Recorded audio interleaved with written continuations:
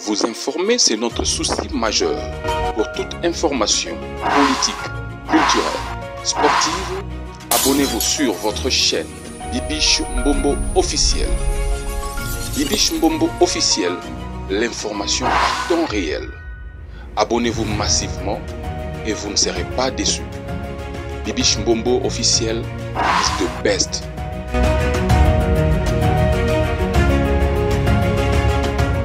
Merci les abonnés de Bibiche Mbombo officiel. Est-ce que ça va chez vous? Si ça ne va pas, ça ira par la grâce de Dieu. Vous informer, c'est mon souci majeur. Partagez massivement nos vidéos, aimez et commentez sans oublier la cloche de notification. Une fois que je vais poster une vidéo, vous aurez une notification. I love you so much. Je vous aime, je vous adore, je vous amour. Partagez massivement nos vidéos.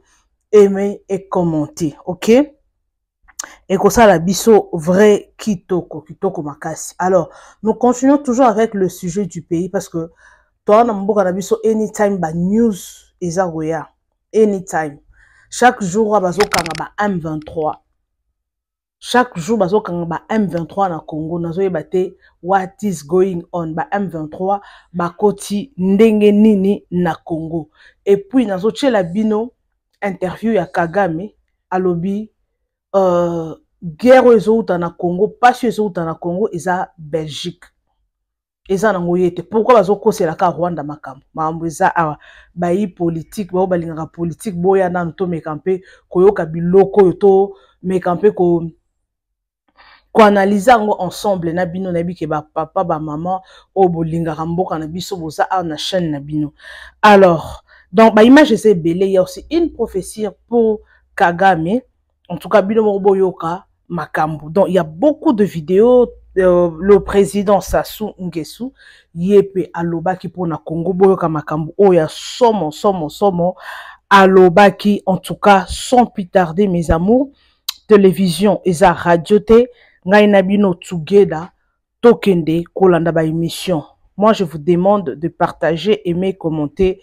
Et on s'en biso bien ceux qui ont like na bino sorry ceux qui n'ont pas anytime ba like na bino ba commentaire na bino bo partager ba vidéo na biso pour to coller sa communauté na biso hein, donc voilà merci aux gens pour ça tout ça pub ya là on a eu mot quelconque n'hésite pas surtout de nous contacter avec le numéro qui est affiché juste là au bas de votre poste téléviseur. Ok mes amours. Alors, commençons d'abord avec la première vidéo. Tous nos vidéos, Bakangina nous ba M23 na kin côté à stade de martyr. Chaque jour, tous nos monarabi nous ba M23 zobima. Boba tamanase à matiti, bazoba tamanase à bakaniveau. Donc, n'habitez apparemment Congo a déjà envahi. Alors, les images qui vont suivre. Installez-vous déjà dans le mood de l'émission. Bofanda calme, boboaka télécommande, pas démaquiller parce que si na même ne bloc est très important et surtout la prophétie à Kagame, boyo kama malobi na Kagame, bozala calme peuple congolais, Kagame aozwa oyaye. Habis doit peuple éli. Congolais, toza peuple éli. OK, le peuple de Dieu. Alors, sans plus tarder, suivons d'abord ça et on se retrouve juste après pour commenter. OK? Let's go. Zagi ya motocycliste mo mpota gi asa papa na zamba ya bango ba tiaoyo et mais alors quand elle a sorti a senti mouvement mabe atel mabe amoni mutu na ballonnette na libome fou avec un ballonnette alors vraiment bimimam mais abenyi alerter pour motocycliste comme nous sommes dans l'espace solidarité dans la langue pour assister on a commencé à fouiller jusqu'au point d'arrêter 9 Rwandais avec armes lourdes. Donc on dit 9 personnes naba arme naba milisi biloko olia ezala ki makamyo ba pantala sur ba relation sur échange naba mbongo toza déterminer zamboka na biso to banga eloko te bala ata so ba komi na ndako to si sa bango kaka to kangi ba bande naba minduki naba préparer même pas de faire tel fait yango ndeto yesi gouverneur akati sa matisi oyo za pembeni awa.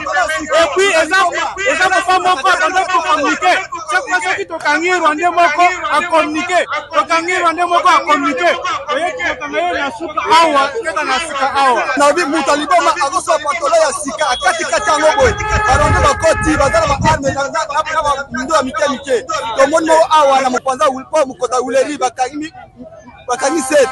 Na ba arme ya mususu pe bambonga basala na pantona ya sika akati yango ayebi koloba lingala te nde tozo betie tozotie zamba oyo eza zamba oyo côté triomphal côté ça de martyr problème za service enseignement bato oyo bakoti ndenge nini mais toza na sima chef de l'état toza na sima na pour soutenir de tokotika yete tokangi ba Rwanda awa na munition na bambonga belé en tout cas chef de l'état afama la biso pona likambo oyo.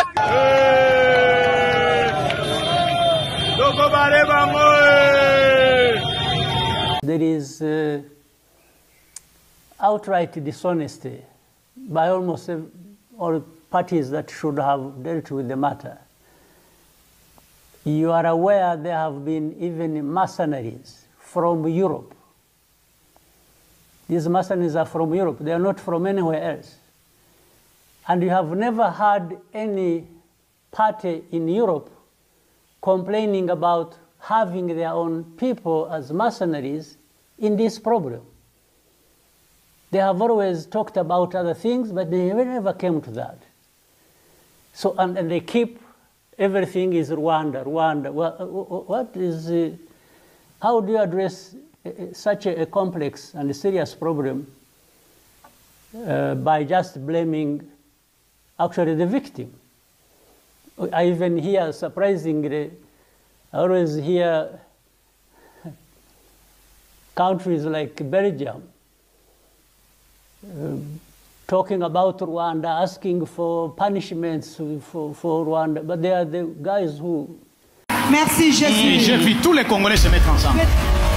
D'ailleurs, la personne qui va le mettre mal à l'aise, c'est parmi ses proches. Avance. Avance. J'ai vu même sa famille fuir Kigali. Je répète, Dieu l'a déjà rejeté. Amen.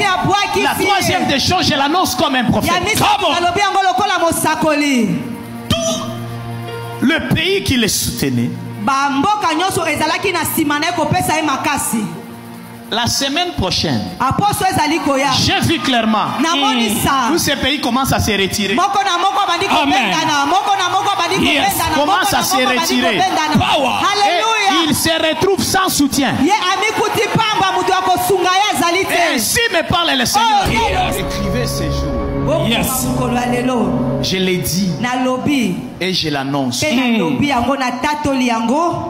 Ce régime-là, ce régime de Kigali, je l'ai dit sans mâcher les mots, comme un prophète de l'Éternel. Écrivez ces jours. Dieu, écrivez ces jours. Yes. Je l'ai dit et je l'annonce. Ce régime-là, ce régime de Kigali, je l'ai dit sans mâcher les mots, comme un prophète de l'Éternel. Écrivez ces jours. Dieu décide dans son propre pays de réveiller quelques personnes très puissantes pour mettre fin à ce régime. Alléluia. Amen. Il n'y avait pas d'opposition. Mais Dieu ainsi me parle l'Éternel. Comme prophète de l'Éternel. Yes. Je viens de voir un groupe de gens très puissants. Je répète, très puissants. Yes. Très puissants. Yes. D'ailleurs, vous allez constater deux choses. Yes. Il aura des sérieux problèmes contre sa santé. Jusqu'à ce que Batouana va télémélier. Jusqu'à ce que Batouana ils vont se lever. Et Dieu me dit, il aura 2 signes. Ça va commencer même dans l'armée. Parce que je viens de voir parmi ces généraux, 2 se retirent. On commence à les chercher à Babaone. On ne les voit plus. Ils se retirent. On commence à les chercher à Babapay.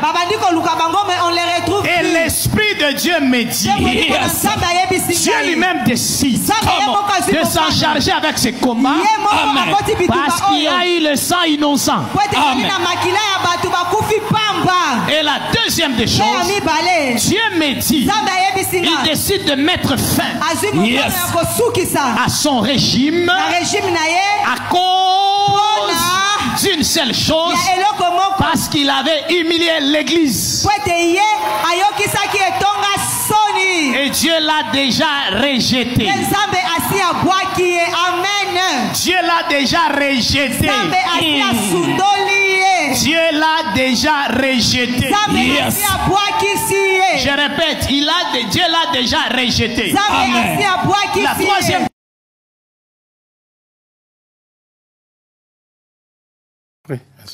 Je vais commencer par l'actualité régionale, une crise proche de chez vous, celle qui frappe la République démocratique du Congo. Le mouvement rebelle M23 a pris le contrôle du Nord Kivu, maintenant semble-t-il du Sud Kivu. Une question simple mais grave, est-ce que vous craignez une guerre régionale? On peut craindre une guerre régionale, mais je crois que la sagesse africaine nous aidera à faire qu'il n'y ait pas cette crise régionale. Vous parlez de la sagesse africaine. Il y a une médiation qui a été conduite par le président de l'Angola, qui visiblement a décidé de passer la main. Est-ce que vous pensez que d'autres chefs d'État, peut-être vous par exemple, pourraient être des médiateurs dans cette crise entre Félix Tshisekedi, le président de la République démocratique du Congo, et Paul Kagame, le président du Rwanda? Oui, je suis sûr qu'il y aura d'autres chefs d'État africains. D'ailleurs, au début, le président Lourenço n'était pas seul. Et il y avait le président Ruto et le président Uhuru Kenyatta aussi. On parlait d'initiatives, on parle encore, d'initiatives de Luanda et de Nairobi.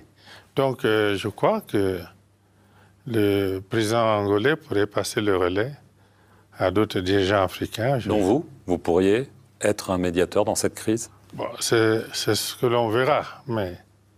Vous ne l'écartez pas, en tout cas. Vous avez des bonnes relations avec les deux présidents, c'est ça que je veux dire. Oui, cela est vrai. Nous avons de bonnes relations avec les deux présidents. Nous avons discuté de cette question dans le passé avec le président Tshisekedi et avec le président Paul Kagame, plusieurs fois. Mais pour aplanir les différends entre vous, qui sont sévères, on l'a vu lors de réunions ici, on le voit sur le terrain, est-ce que vous pensez qu'il faut absolument qu'ils se rencontrent? Ils se sont évités ces derniers temps. Oui, je pense qu'on créera les conditions pour qu'ils se rencontrent. On ne voit pas comment on pourrait régler un tel problème sans que les deux dirigeants se rencontrent, mais les conditions devraient être créées pour qu'ils se rencontrent. Est-ce que la RDC réclame des sanctions, y compris africaines, contre le Rwanda? Est-ce que vous y êtes favorable ou vous pensez que c'est contre-productif? Bon, on est dans une situation de conflit. Chaque partie essaie de tirer quelques avantages. Mais pour nous, ce qui est important, c'est que le dialogue s'instaure sous une forme ou sous une autre. Donc pas de sanctions, vous n'y êtes pas favorable, j'ai bien compris. Bon, les sanctions n'ont pas toujours réglé les problèmes. Ce qui nous importe, c'est la recherche d'une vraie solution à la crise. Est-ce que l'Union africaine peut y parvenir? Parce que c'est vrai qu'il y a cette crise, il y en a beaucoup d'autres sur le continent. Il semble que les médiations de l'Union africaine ont du mal à fonctionner, que même l'Union africaine, en tant qu'institution, a du mal à exister pour régler les conflits sur son continent. Bon, cela est en partie vrai, mais les Africains ont toujours su résoudre les problèmes par eux-mêmes. Et je pense qu'il n'est pas nécessaire qu'on ait recours à d'autres, surtout pas sans les Africains. On ne rejette pas l'apport d'autres partenaires et amis dans le monde, mais il faut qu'au centre, il y ait l'Afrique. Nous avons connu cette situation avec la Libye. Et longtemps, des partenaires extérieurs ont voulu laisser l'Afrique en marge. Mais on a fini par se rendre compte de ce qu'une telle crise ne pourrait pas...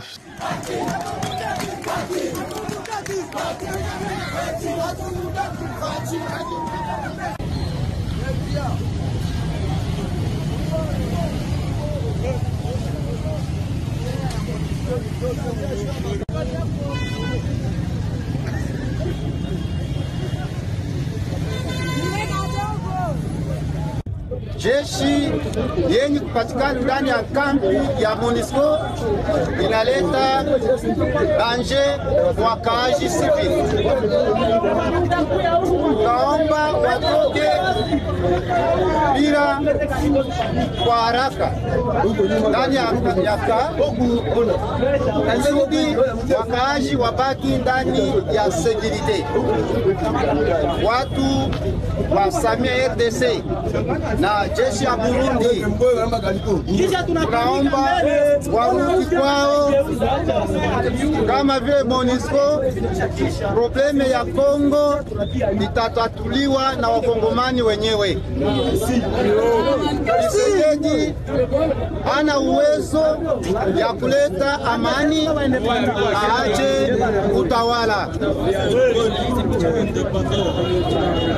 SADC, jeshi ya Burundi na MONUSCO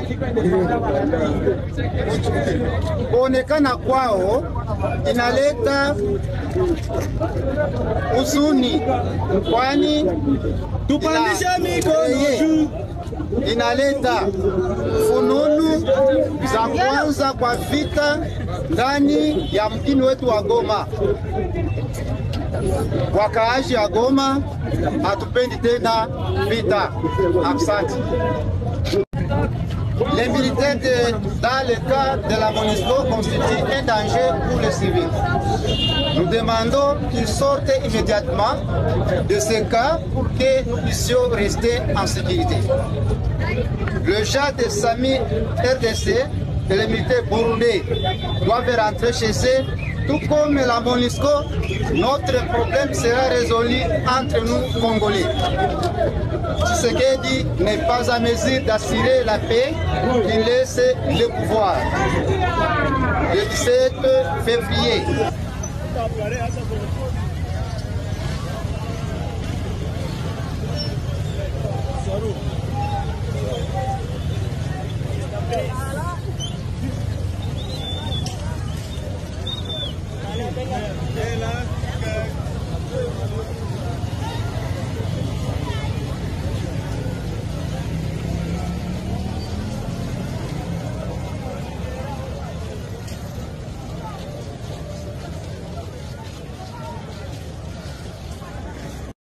Tchuru, bazui Masisi, bazui Goma, et lelo yope bazui Bukavu. Et dans mon moment où Nazolo Bela. Alors, merci beaucoup les amoureux de Bibi Chombombo officiel. J'espère que Bolandi ma vidéo nyonso auto chelibino. Tozo continuer ka koloba mamboka jusqu'à ce que mboka na biso kimia ekokota. Tomona ke na Goma kuna kimia etikali na on appelle ça comment? Na Goma kuna kimia ekoti, na Bukavu kimia ekoti. Et tomona ke non oui, ça va. Nde torotika. Pona boy torotika te, nous allons continuer. Toko continuer ko lobape ko se battre nanzela lo sambo nanzela be mission tozo sala ko motiva kabatu. En tout cas, tout élément, tout sambela. Congolais à la vigilant. moi ezosalanga esengo makasi komona ba Congolais surtout na Kin kuna nde ba se mobiliser pour bakanga ba Rwandais. Et le Congo pe na mituna, comment se fait-il Rwandais a comme un niveau il y a comme un stade des martyrs. Parce que stade des martyrs elles ont quelques mètres na RTNC. Pour ceux qui ont commis déjà qu'on a RTNC ba kangi déjà chaîne nationale, c'est que ma B. Il faut ce qu'on commis tout na Congolais a commis na RTNC ndenge nini. Rwandais plutôt. Alinga comme dans na RTNC parce que RTNC est à close. Est à close na on appelle ça comment close na stade de martyr. Donc à quelques mètres bakoko makuna. Pona butu bakoko butu bakoko takuno sutuka bakoti. Alors service il y a renseignement, sécurité. Bon ça là vraiment musa na bino. Yo ba chana couvre-feu. Ngé lo kwane zo la na monter pour partager vidéo boy bino boza na Kin. Na éviter ba condition ba olanda ba vidéo oyo. Ba meka nanu ko sala nanu couvre-feu ba sala na ba meka ko sala patrouille ba yeba qui est congolais qui n'est pas congolais ba exiger ba carte de lecteur ba meka nanu ko sala so ba sali patrouille partout en tout cas ba ko kanga batu ebele. Franchement ba okanga batu ebele ceux qui basali patrouille ba okanga vraiment batu ebele parce que mambo yo ah non ça fait mal et puis si passi et puis ça passe ceux qui Rwandais M23 a comme au côté la biso ti na capitale mais c'est dangereux ba komi na mukuna ndenge nini il faut qu'on renforcer sécurité partout. Il faut qu'on kota partout. Mi tout quand nyoso yoti liban des kota sécurité. Il faut contrôler ça la makasi. Bat bazo taliban da mboka contrôle parce que mboka est un problème. Sur ceux qui checking les makasi en tout cas surtout RTNC bazuya. Surtout Rwandais atondi da kinwana. Po ba obazo kanga ba ona minduki wana. Na ba obi, na ba lance roquette. C'est ça le problème. C'est qu'il y a des traîtres. C'est qu'il y a des traîtres. Bon, l'a dit Kagame Nenga Lobby. Alors, pourquoi seulement condamner le Rwanda? Il y a des gens qui sont derrière le Rwanda. Mais il y a lobby awa. Il y a lobby en a chema ina monorotonine. Attends, comme à Belgique. C'est qu'il y a des gens, ce n'est pas seulement le Rwanda de Bazo Bimisali Bosso. Batumisu Soupé, Bazana Simawana, parce qu'au Congo, nous avons la richesse. Dieu nous a donné la richesse. Pourquoi le pays le plus riche est comme le pays le plus pauvre? Pourquoi? Nzamba lola yo kabiso ma to sambela pona mboka na biso les amoureux de Bibi Chambombo officiel parce que ma mboyo est la sérieuxité. On doit prier pour notre Congo. Toi, on a pour cette évolution à Congo na biso. Nous avons besoin de la paix à l'est du pays. Surtout mingi kuna. Kino ka ndenga za rotimba. Kino lobi. Bino mosa ka rebo mikoko na kin. Bo au moins de toko kata bino machette. Talaka kino e kulu na maison bundana soda. Soda zo na mundu ki me kulu na lichette sur. Mutu moka lobi Alobi ba jewana. Bon salon parce que boza kuna na ba province kuna. Abi boza na ba province, ya on boza na ba jewana. Soki bo lobby ke no bo ko manakin. Bo bi ke na kin it's gonna be not easy. Yeah. Parce que Congolais kino azaive kino atimba makasi. Talande ba niveau oke karabango. Muto akendaki na Zamba. Akende ko sala petit besoin akute na bondo batami na batinel batami no baza partout batami en tout cas sécurité na mboka na biso botelema nanyango azali ministre à sécurité bon mais quand qu'on renforcer parce que boy is too much Congolais ça na posa na kimia Lobi na lundi vidéo ya Constant Moutamba, le ministre atamboli partout, presque dans l'église ebele, a sengi, ba prier pour Namboka, to sambela pour Namboka parce que c'est notre pays, to sunga mokonzi Mboka a un morceau dur. Oui, quelque part on peut condamner Félix Tshisekedi, Azoko Kate, Aza incompétent, patati patata, oui, comme les opposants le disent. Mais la minute où a un morceau dur, la minute où le président, il faut tout soutenir, abimisa, ameka kobimisa pays, nakati ya libulu oyo. Parce que presque tous les pays, bazo le belango, président belé bazo le belango. Donc mutunyo sabi que non au Congo, surtout na est kuna bitumbezali. Donc pour ça na bango ba ya bazwaka kine mobimba et comme ya bango ba rebelle. Te et simbate. Et ko simbate kino kaka nenga zali su makasi bo. Kina ka nde botelemi boy. Botelema ba kinoa. Botelema makambo fo ici là.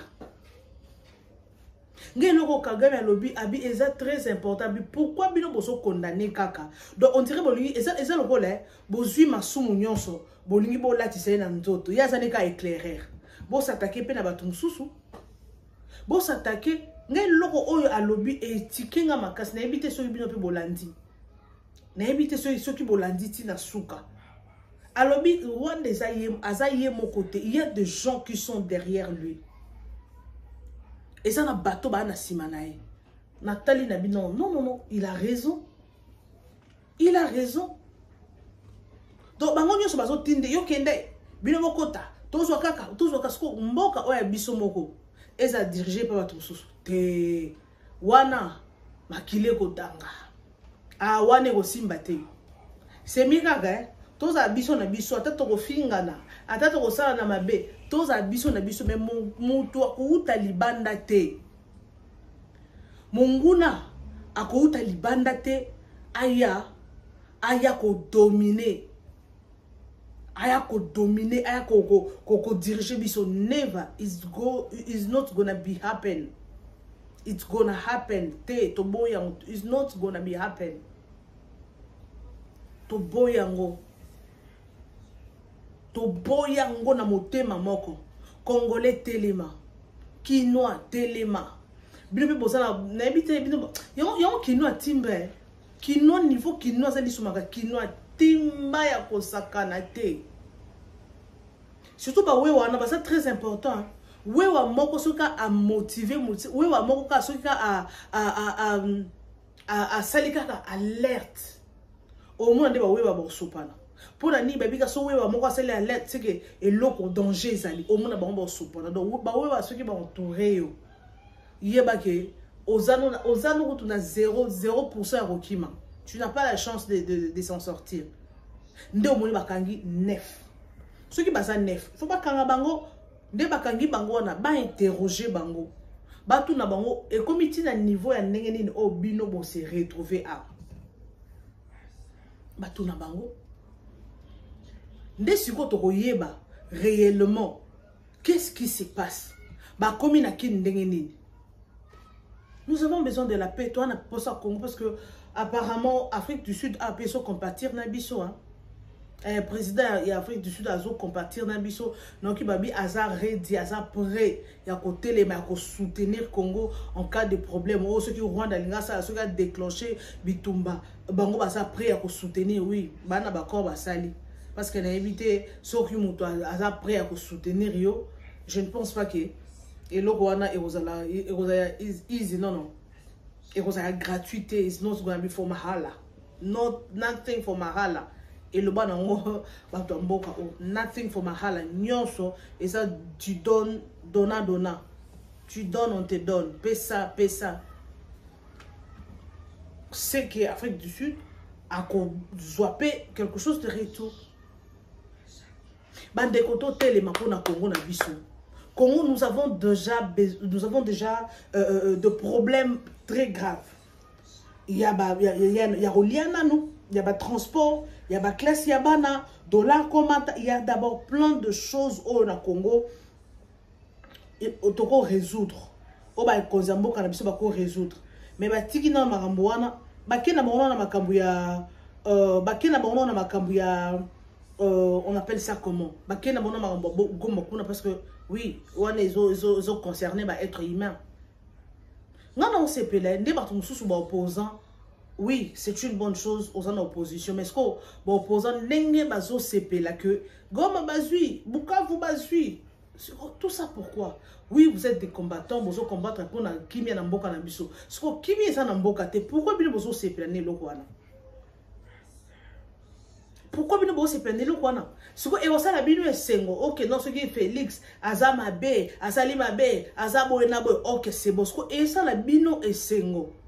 Ninge baninga chaque jour bazo kufa bazo perdre ba être cher na bango soki za yo mutozo landangai o perdre ndeko no moko kuna na Goma to na Bukavu et ça le sengo te au-delà de tout to mekanano ko lukano kimi kota na mboka na biso comme ça bitumba ya opposant na ba to pouvoir bo continuer combat wana parce que dans le vide garabo au moins ba M23 ba tchemoto na kati ya prison ba séquestrer ba to baza na kati ya prison ba tcheli bango moto ba bazaki ba survécu ba zui bango ba kangi bango lisusu au moins ne bazo envahir ce qu'on bino loko bon na minutes il faut que nous ayons une solution parce que le chef de l'État a besoin de nous. La fois passée na chela kibino la vidéo ya maman Marthe la façon dont abandé collé là elle plairait. Elle a dit que non, Bokani sata bolamu ya papa na bango. Papa Etienne, asala quand même malamu. Bokani ça y est, azamwa na bino malgré ma bezali, bo soutenir ye, to bima na bitumba oyo. To bima na situation oyo. So ki za bongo za bien makasi. Mais biso, biso wanate. Donc biso ezaka que non, kofinga. Oui, je sais que ça fonctionne comme ça. Il fonctionnera bon opposition, il faut y aller pouvoir, il faut y aller. Mais tout le cas moi kimi ya morobo, kimi kota na mboka nanu, bato bandeko na biso ko na ba Goma to récupérer Goma, Bukavu, kimi kota le bozo le bitumba na bino. Bozo me bitumba na bino. Le ministre na mona kasali Zouaki a recruté ba offrande parce que l'église est belée pour ba sangisa ba kende kuna na est ba soutenir bande kona biso baza kuna tozo zela ba image wana soki ba kena ba image wana soki ba kena est en tout cas ba image ko za troyer la bino total ka na est ngo ba ko kende soki ba ke ko kuta ba M23 kuna soki ka gama ko za la kuna to ba M23 ba ko kuta bango kuna. Totalement, ce qui est parce qu'il y a beaucoup de victimes. Ce qui est là, niveau de victime, oh non, ça fait mal. Ce qui est là, ça fait mal. Niveau victime. Tu sens que victime, il y a un viol. Ba maman oyo ba talaka maman moko natali vidéo mo on dirait d'enregistrer une vidéo wana ba kulu na tilo ba continuer car malgré na est kuneza oyinda ba kulu na bazo continuer ba côté la ki papa mo na ndako ba violer maman ya 64 ans mobile n'est pas ala ki wana ba yibina $2000 ba kulu na soko finalement apparemment maman bakulu no procès et si non moi mokié tellement ba doit concentrer na makambi ya Goma kuna bakuna baso continuer ka. Alors ce qui ministre aza busy na mamususu mais ba service ya renseignement ya sécurité la police a boka et continuer ko sala musala parce que ngana zo linga tisiko na luka explication oyo na yeba pourquoi bakuluna pourquoi bakuluna bakoma tina niveau ya kobima oye bimbongo bozwi na mama mukolo bobimi na ye na lingana ba esprit wana ezaka nini ba simba wa kisi ba senga bango ke so kuta na mwasi obima na ye bongo tonini ya au-delà de tout bandeko nanga mes abonnés parce que nous allons des gens lentement et sûrement vers la fin de notre émission. Tout ça là que fort to senga nzambe protection nzamba lola a protéger biso banzela to tambolaka partout au tambola pour une surprise désagréable et atteindre bisoté. Tala maman on a Aswana 64 ans. Bakulu na babimi na ibana mike devant mobile là devant bana na ye atabino moko. Est-ce que lo wana bo maman wana te? Et lo wana ko sala maman pas cité na ebité choc wana ko mona tala biso ba maman ba africain tozana mo luzi tout moro. Mais ba salo makambu devant moi na yo bana na yo. Bobi combien ça fait mal. Suko ba to boso ba kangi bango. Ah non. Ça fait mal. Merci en tout cas. Vous êtes tellement ébellé à la chaîne Bino Bibi Shombombo officiel.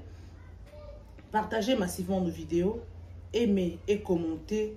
Sans oublier la cloche de notification. Une fois que je veux poster une vidéo, vous serez avertis. En tout cas, merci beaucoup. On se retrouve next time. Bisous.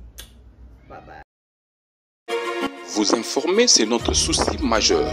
Pour toute information politique, culturelle, sportive, abonnez-vous sur votre chaîne Bibiche Mbombo officiel. Bibiche Mbombo officiel, l'information à temps réel. Abonnez-vous massivement et vous ne serez pas déçus. Bibiche Mbombo officiel is the best.